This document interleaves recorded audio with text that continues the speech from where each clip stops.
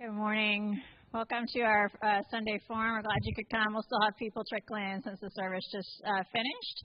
So welcome to those who are in Parish Hall and online.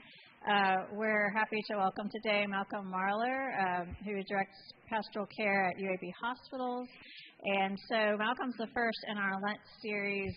He'll be talking with us about grief. Next week we have Vincent Pizzuto, who's also here for the spirituality retreat day next Saturday. He'll also be with us. And our theme is we're dealing with themes of grief and Lent and suffering and lament. And so Malcolm is helping us get that started. So thank you for coming today. Thank you very much. Good morning. Only because there are people who may see this, I would like to clarify, I have been the Senior Director of Pastoral Care for a long, long time at UAB, and I just recently moved to another job at UAB. I stepped down from being Pastoral Care Director, and now I'm what they call they've made up a new title called Leadership Support Specialist, and all that means is that I now go and visit, instead of patients and families, my new congregation, if you will, is going and visiting and supporting leaders in our hospital, nurse managers, directors, the people who've been behind the scenes on all of what's been going on during the pandemic.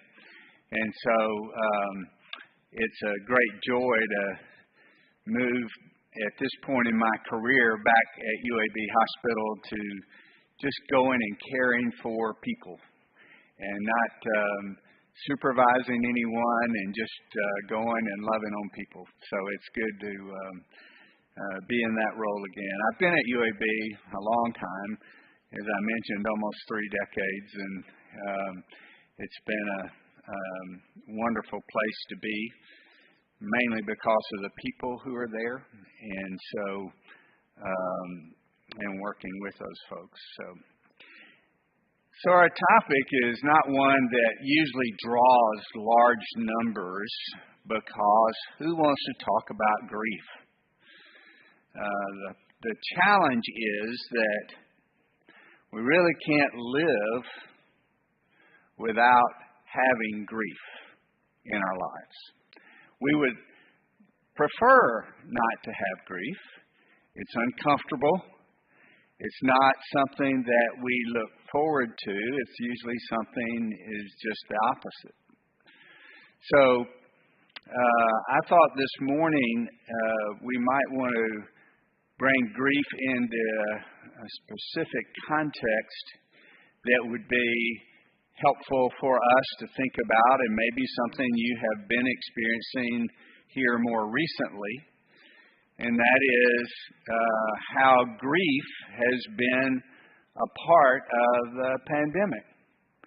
The last 2 years, I'm not just talking about death, though death is certainly one of the major things we typically think about, and Lord have mercy, we've had plenty of it these last 2 years. But I want us to begin with thinking together, and I'm going to invite you to talk back to me as opposed to being quiet the whole time, if that's okay, and I'll try to repeat some things so that others will be able to hear it who may be watching with us. But these last couple of years, let me just back up for a moment. One of the things I've learned in being a chaplain is there's basically 4 feelings people have. Now, there are a lot of different words for different of those feelings, but there are a lot of things that we feel that we don't always identify as grief. And those feelings are simply mad, sad, glad, or afraid. Mad, sad, glad, or afraid. I wish the fourth one rhymed as well, but it doesn't. But mad, sad, glad, and afraid. My wife's trying to help me out.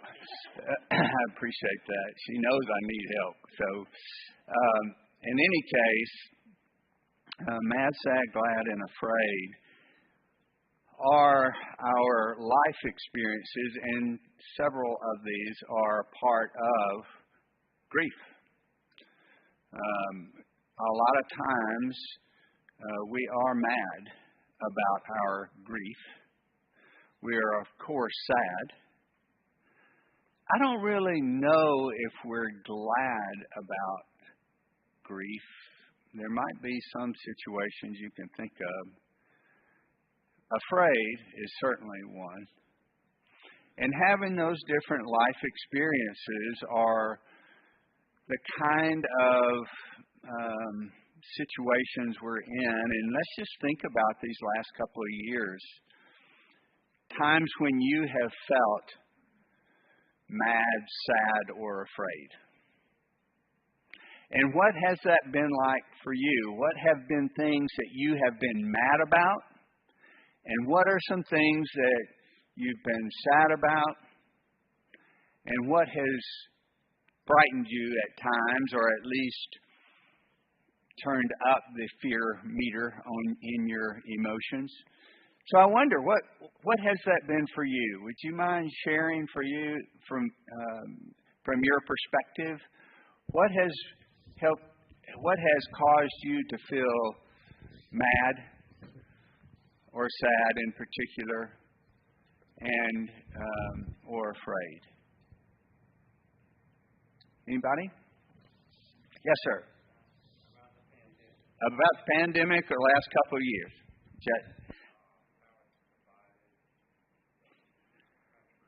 Yeah.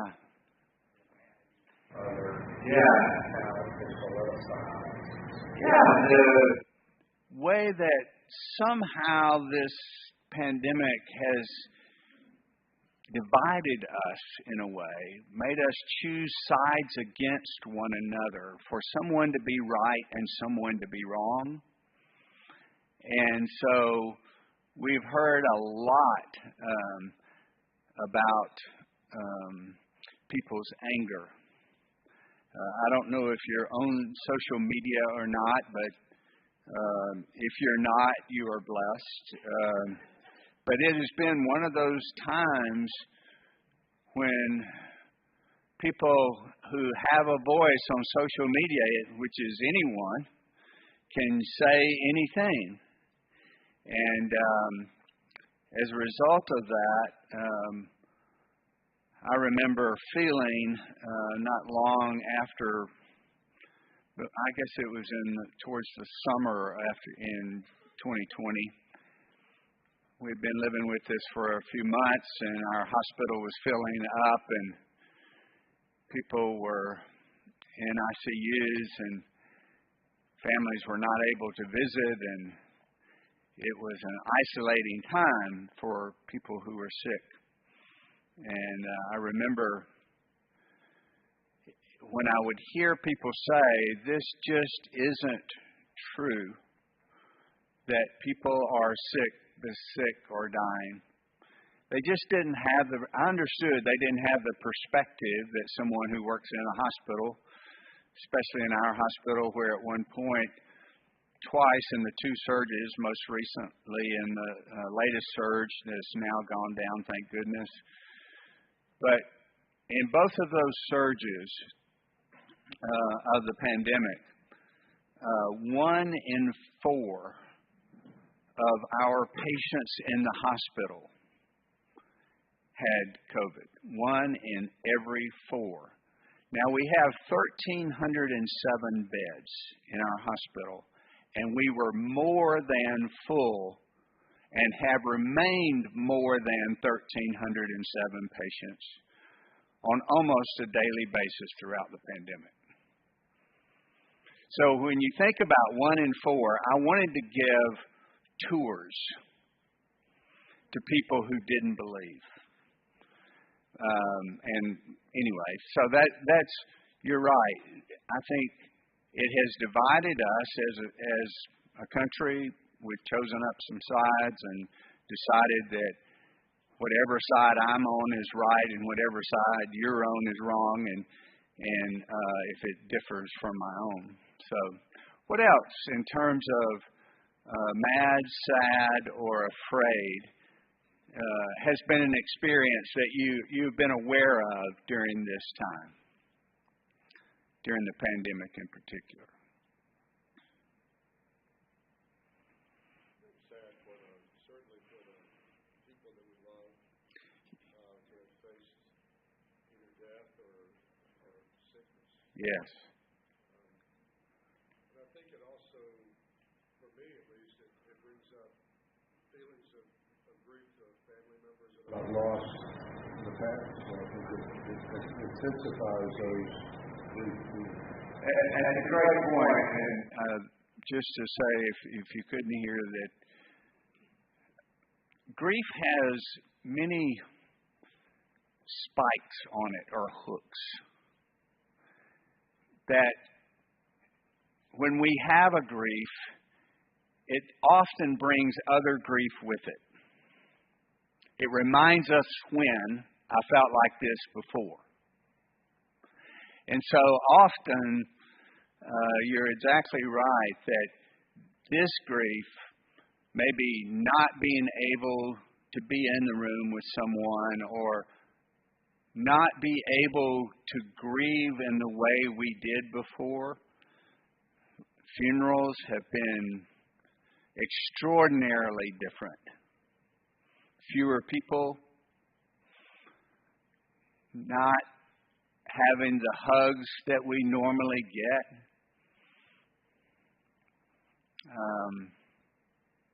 Just the presence of others who love us, who show up. That makes grief especially hard.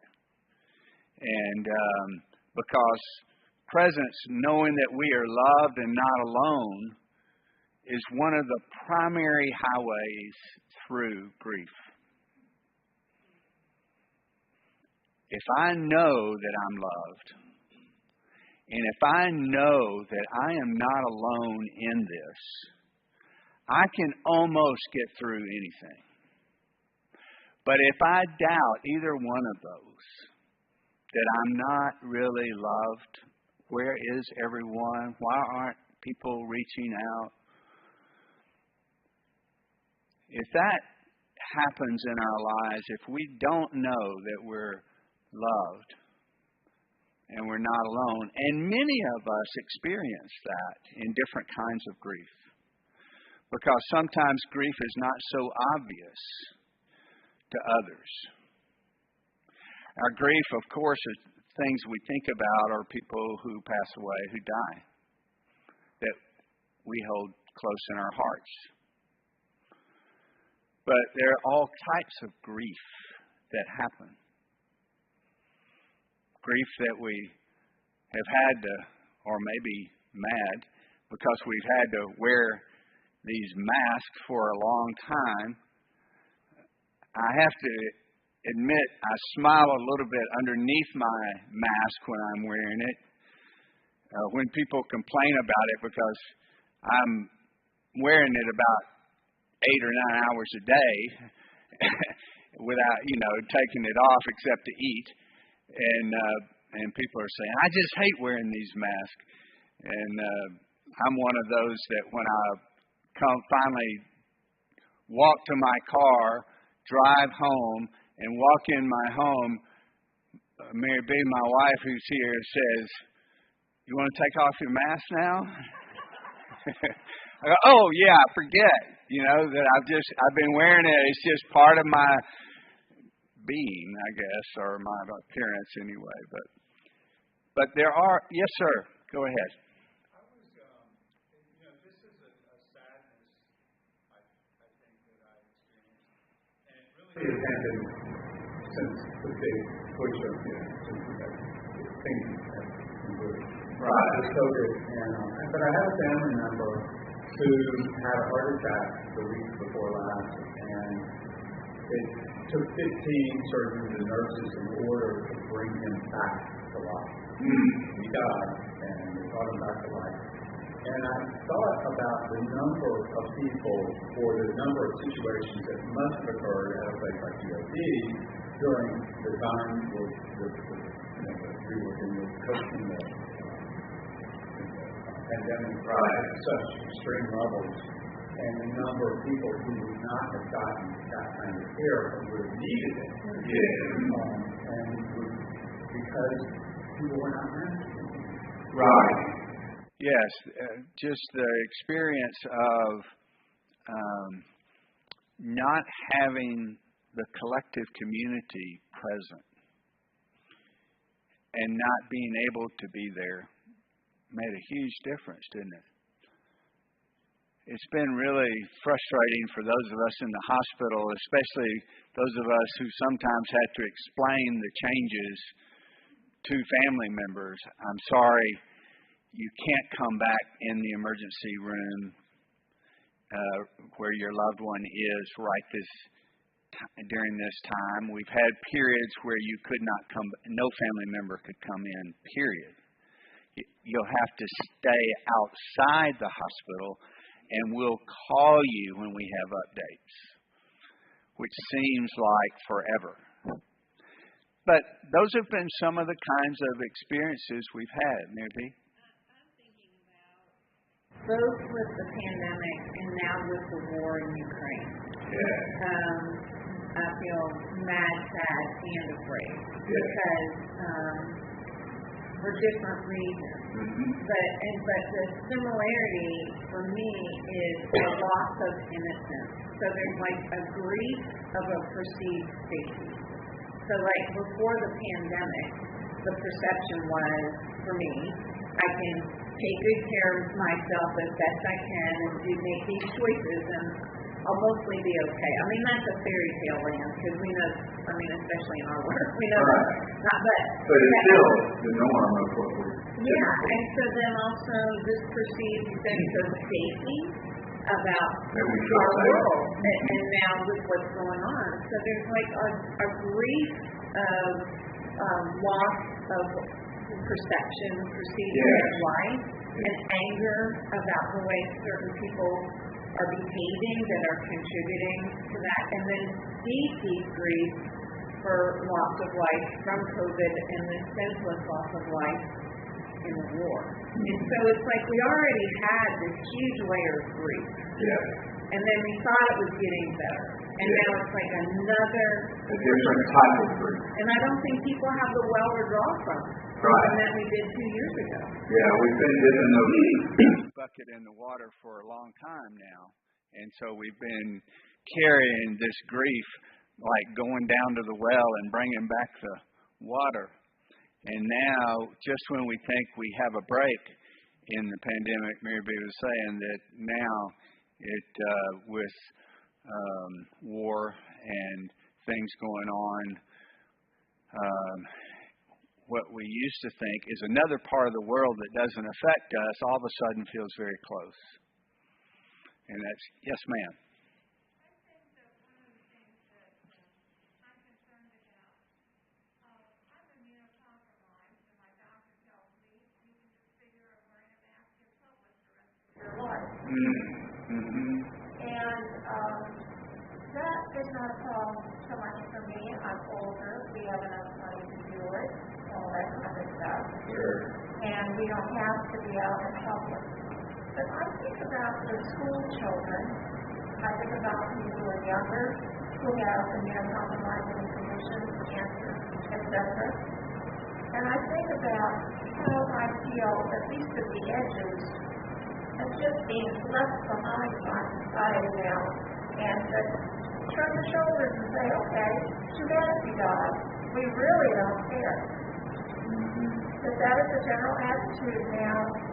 When you look at children who need to go back to school, and how are they going to go back to school now? The way children tend to tease other children. How are they going to teach? If you look at Governor Santos, shaming those children, those teenagers, for wearing a mask. When one of them had an uniform for my mother. Right. And was wearing a mask for good reason. And I don't know how we're going to do this in this society. It's hard to imagine how long and how we are going to be able to care for those who are in the presence of immunocompromised people who are everywhere, and how do we protect them and us, and then with children, some of the grief that we have is for the life that or what changes they're having in their own life, that this impacts that we really don't know fully how that's going to impact. We know those of you who are around children more often have some ideas. Catherine? I feel sad for the people who have died, especially in this church. Yeah. That we kind of got to say goodbye, but in some ways, now that people are coming back to church, it feels like a different layer of grief being unfurled of, oh, but wait, I was seeing that person. A niece died during the pandemic, and so everybody wasn't back, and yet we're all back, and yet we're not all back. Yeah. And it's a complicated feeling of, and I know it's grief, because there's times when it feels okay until it's not. Right. So coming to church and realizing someone's not here who has been before, and the reason is that they're no longer with us. And for that experience, that is where what I mentioned earlier about having the regular rituals that we might have had before are not as available. Yes. That makes me think about, so we don't know, when we don't see those people, we don't know that they're not still protecting themselves, perhaps, by watching online or, whatever. And so it's almost like a surprise to, like every Sunday it's a surprise to hear someone else has lost in that time. And because communication was so fraught and kind of like, it was everywhere. And it's hard to pull it all together or get it all together.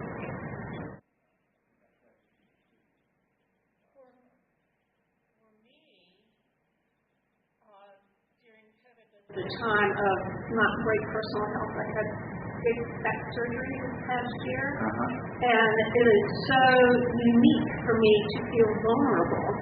I've always been very sturdy. I've always been very energetic, and to not be able to do those things, in addition to it was just this whole other layer. And so the word is vulnerable, and I've really personally worked on, and I think, in the community we need to work on, building ourselves back up, getting more whole, acknowledging it. Yeah, acknowledging that grief. Yeah. Yes, sir. Going back to Matt. Okay. Every single day, I have a reminder. One more. You never get away from yourself. And living with it, teaching with it. Not saying that their brothers, most people in the past, if they die, you have the ability to deal with it, and you don't think about it in time. Don't worry about it in time. Every single day, every single week, prior to the day, up to you.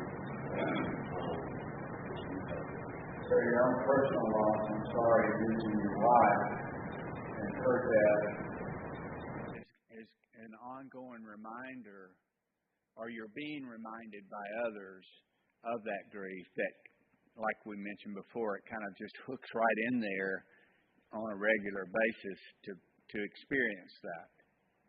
Yeah. I wonder, because our time is, we don't have as much time as we would need or like to talk, and I appreciate all of you sharing, is I wonder what else helps. What is it that helps you in times of grief? There's all kinds of grief, of course, with death, different types of deaths, and some, just death in general. And then also there are griefs of lost hopes and dreams.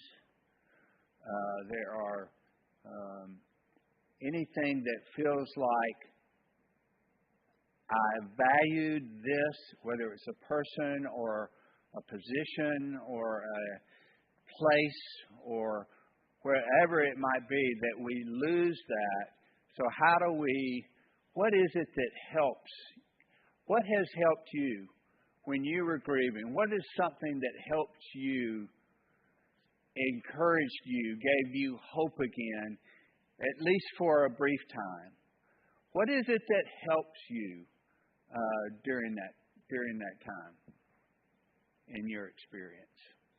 The grief counselor told me a couple of things. Yes. And they really did help. One was gratitude walks. Gratitude walks. So you just think of what you're grateful for. And pretty soon you realize you have to walk longer than you did before. The walk becomes what a wonderful image. Just thank you for that. In terms of the walk becomes longer as you are more grateful. The other thing was laughter. Laughter. Whether, not to trivialize what you've been through, but I was told not to watch dramatic television shows or movies, to gear myself more towards the comedy or lightheartedness to help offset some of that depth that you were having to go through. Laughter is almost one of those things that can turn the dial down in grief. It doesn't make it go away, but it does help it not to hurt as much. Is that what you're saying? Yeah. Thank you for sharing that. Yeah. What are other things that people maybe have done or said? We could have a long list and go over to the side of what's not been helpful. But let's just kind of stay on this positive side for a moment. Maybe. Things like when my best friend died and my neighbors, I just moved to a new neighborhood, and we came back from the funeral, and I had little children, and they showed up every day for like a week or 10 days. Dinner was delivered, and it was just that first pot of hot soup. It's almost like I can still smell that love right now. Yeah, food being delivered that takes away the burden of preparing, or I don't know if it's always a burden, but in any case, it helps to be able to say that. Yes, Catherine. When I feel worried or things feel heavy, I will oftentimes bake. Make sure my husband knows if I'm making cookies or a cake. He's like, "Oh, are you having a hard day?" But it really helps, and then to be able to share that with someone else, because I don't need it in my house. So then to create something that is delicious and share it with someone else helps remind and ground me of grief isn't the only feeling. My lack of being in control and my fear is not the only thing happening right now. There are some things I can do. So the baking is a tangible thing that you can feel, that you can do, that gives others joy or comfort or whatever it is they need, they get from it, no matter what the ingredients are. If it's good, it helps. That's wonderful. Yes, sir. And some people will stay on that list for a very long time. But each day I remember that there is a closeness to them that would come up that transcends a lot of other stuff. Yeah. And there comes a point where I'm finally ready to let it go and eliminate themselves away. And it varies for everyone. Yeah. So having a daily list of prayer for people who you know, who you're close to, that you want to remember in prayer, that also helps you as well as them knowing about it, maybe. Sometimes they know about it. Yes, sir. With me on this one. Okay. But so because things happen so quickly in our world, for me, it can become layers, the layers of grief. And to me, it's almost like a gift when I remove and when I'm able to recognize that pattern of whatever abandoned that created one level of grief. Right. And I'm able to address that, think through it, and see it as what it is, and then be able to let go of it. Once I've been able to intellectualize it and feel it and grieve. And then you come to the next one, and then you come to the next layer, and then the next layer. And each one of those for me has been it's a lot of work, but I'm also grateful that I'm able to do that work. I think I've aged more in the last 3 years. I don't know if anyone else feels that way. 3 years is 3 years. But I do feel like it's accelerated, because I haven't exercised in the way that I used to. Right. And there's a grief for me. Being unable to take care of that. So I am grateful now to be able to re-enter the world in some ways and to rejoice in that ability. Thank you. Yes, I'm with you. Yes, sir. I think it's important, too, for us to remember that we are a people of faith. And to allow people to help us, allow the Spirit to make ourselves vulnerable enough to receive that. Because it's help us there in that regard until we shut it off. Grief my observation of a lot of people who have grieved, and in my own grief can soften our hearts towards God, and it can harden our hearts depending on how we process that, how we share about that, how we talk about it, how we experience it. And I think it makes us, it's an opportunity. It's not a straight line. It's not a highway, is it? It's an old country road with a lot of bumps. And so that's the way grief feels a lot of the time.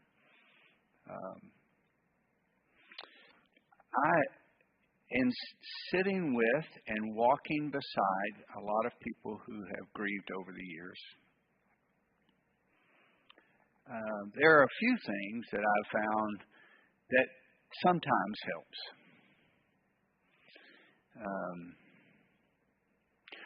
One of those, if you are with someone who is grieving, or you are the one grieving, is to help a person or help yourself feel what you're feeling when you feel it. Now, let me explain what that means. It's not just a complicated formula. To feel what you're feeling when you feel it, meaning that I have found in my own grief that there are times when I'm just going to shut it off. I am tired of it. I'm angry about it. I don't want to have it. And so I decide not to feel what I'm feeling when I'm feeling it. This is what I've also observed that happens when I do that. There is not another emotion that I can think of that is as patient as grief.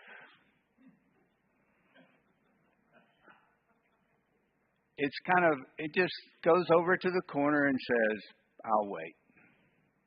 I'm not going away, but I'll wait until you're willing to feel this, to hear it. And for many of us, we just put that over in a corner and say, stay.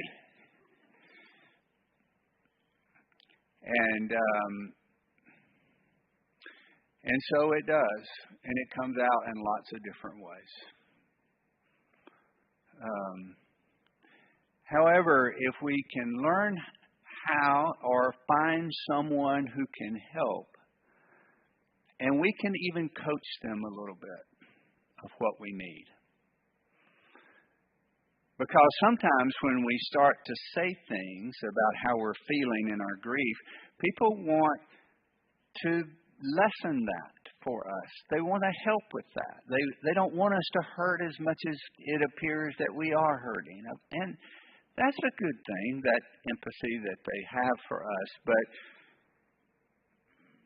if we can coach someone who can hear us and we can say to them, I'm going to say something, but I don't need for you to fix it. You kind of relieve them of the responsibility of saying the right thing at the right time. And all I need is someone to hear this. So if you can hear what I'm going to say, you don't need to fix it. And so as a result, what happens is, that's part of what I mean by feeling what you're feeling when you feel it, is you get it out and you talk about it, you say it in whatever words are helpful to you. But you don't need anyone else in the moment to say, now. Or let's think about this instead, to divert the grief or whatever it might be. And so being able to, whether it's someone in your family that you're talking to this about, or a friend, or a well-meaning acquaintance who wants to jump to, because it makes us uncomfortable when we hear someone else's grief, because it hooks into and reminds us of our own grief. And so we're trying to get them to settle down so that we can. You see what's going on is lots of hooks and lots of spikes. And so all I'm saying is that if we need to cry, and if the person in front of us is telling us, and they just start to have tears running down their face, or they can't talk because of the squeakiness of their voice that they become embarrassed about, or we become embarrassed about. And the more that we can say, it's okay, go ahead. We don't have to overcoach that. We don't have to say, let it out, and try to make it dramatic. We just simply need to let it be, and to accept it, and to welcome it. That's one of the ways to get through grief. We can't go around grief. We can't go away from grief, because it will get up and go with us wherever we go. And so if we can just begin to relax in the sense of, when we start to hear someone else's grief, the best way you can help is to say, tell me more. Was it like this, or was it like that? To be taught, we take on the role of student, and they are the teacher of the grief. Often we flip that, and we try to become the teacher of how they should be experiencing grief. But I can tell you that if you allow someone else to teach you about their grief, to be curious a bit, to be trying to make sure you get it right, what this is like for them, then that is a way that they take steps through this journey of grief forward. And so, to help someone feel what they're feeling when they feel it, or to help yourself feel what you're feeling when you feel it, find someone, or find other variety of people, doesn't have to be just one, that you can coach and say, this is what I need. Can you help me with that? Yes. I remember being in a therapist's office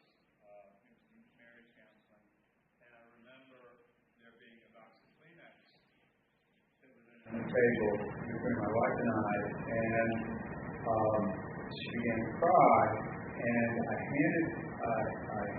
picked up the box and offered it to her.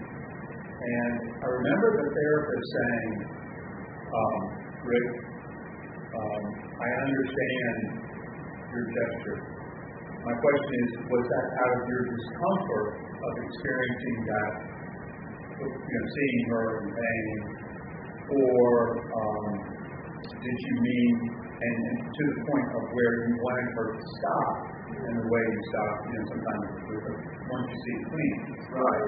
And it made me stop and think, like, I really was uncomfortable. I hated seeing her in that kind of sure. I knew it was partially due to me, action. But it was, I think the real lesson was, I don't offer Kleenex anymore. Yeah. You just decided that offering Kleenex, from your point of view, is complicated. Is it trying to help them to stop crying? Is it to encourage them to continue to cry? Is it your own discomfort? Yeah, it's complicated, isn't it? It's all right. We all make mistakes. None of us are perfect in offering help to grief, and none of us are perfect grieving it ourselves. There's no just one way to do that. Our time is just about up, and I want to thank you just for your willingness to address this topic, especially I think it's so appropriate during Lent.